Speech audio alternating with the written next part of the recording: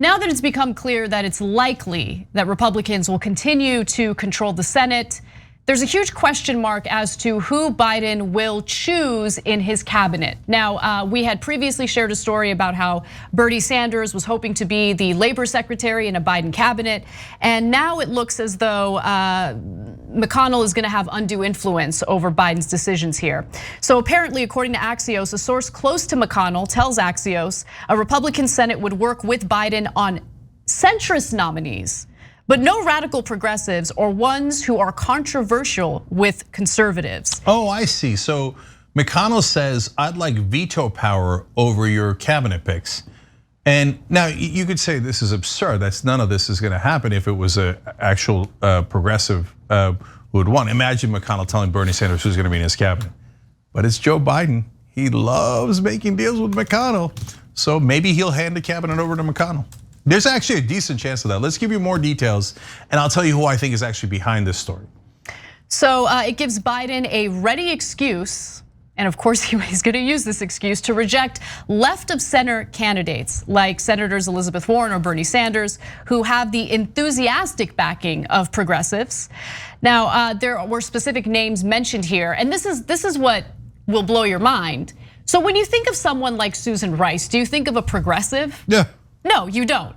But for a McConnell-run Senate, Susan Rice is just far off to the left. Too much. So Susan Rice is also now unlikely to be chosen as Secretary of State due to how she clashes with Republicans who pretended to be concerned about her response to Benghazi. The GOP control of the Senate could push Biden to go with more centrist options like Lael Brainard for Treasury or Tony Blinken for Secretary of State. Okay, so a couple of things there. First of all, it'll give Biden an excuse not to pick Elizabeth Warren and Bernie Sanders. Why does he need an excuse? I was led to believe that there was real unity and that Biden team couldn't wait to work with progressives. Now they're writing in Washington, oh, finally, thank God Biden has an excuse for rejecting progressives, which he was gonna do anyway. So, but at least now he's got good covering. Oh, thank God the Republicans have the Senate so the Democratic president can actually do the things that he wants to do, which is the Republican agenda and not the progressive agenda. Whew, dodged the bullet on that one. As we told you yesterday, that's why the stock market is through the roof. They're like, oh, nothing's gonna fundamentally change. A Biden presidency and a Republican Senate means Wall Street's in charge. Unfortunately, that's true. Those picks that they're talking about for Treasury, we explained on last week in a show that that's the most conservative, pro-Wall Street, pro-corporate pick out of all of his the people that he's considering for Treasury. The idea of considering Elizabeth Warren for Treasury now, that's long gone, long gone. There's not gonna be anyone near progressive. Susan Rice, there's no progressives in favor of Susan Rice. She loves the endless wars. So why is Susan Rice on the list? She's on the list right next to other people that won't be considered, Stacey Abrams. What unites Susan Rice and Stacey Abrams? Oh, I see, McConnell says no black women on the cabinet. Oh, okay. I want, it's 50-50 on whether Biden will agree to these concessions. But why is it talking about a Biden cabinet? It's not framed as Republican demands. It's framed as Joe Biden is seriously considering this. I don't know if Axios has that story wrong, it's possible. But if they have it right, that Biden's actually considering this, you'll see that there's one name mentioned twice in that article. And then there's talks of, oh, Biden advisors, et cetera. The one name mentioned twice is Chris Coons. So Chris Coons is mentioned for Secretary of State, and it says, oh, his chances have really improved now. Who's a really close advisor to Joe Biden, who is one of his most conservative advisors, that this article helps a lot?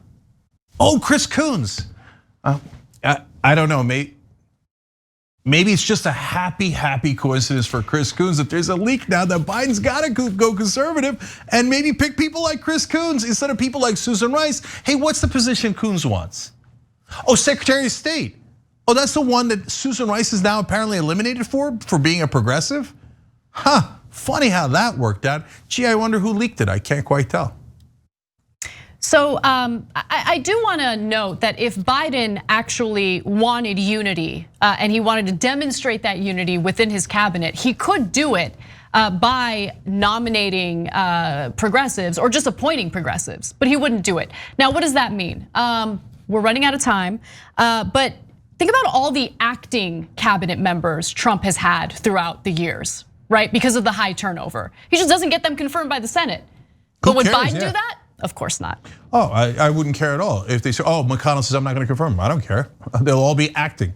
So what? What are you gonna do about it? Exactly. But Biden would never do that because he's weak. Thanks for watching The Young Turks, really appreciate it. Another way to show support is through YouTube memberships. You'll get to interact with us more. There's live chat emojis, badges. You've got emojis of me, Anna, John, JR. So those are super fun. But you also get playback of our exclusive member-only shows and specials right after they air. So all of that, all you gotta do is click that join button right underneath the video. Thank you.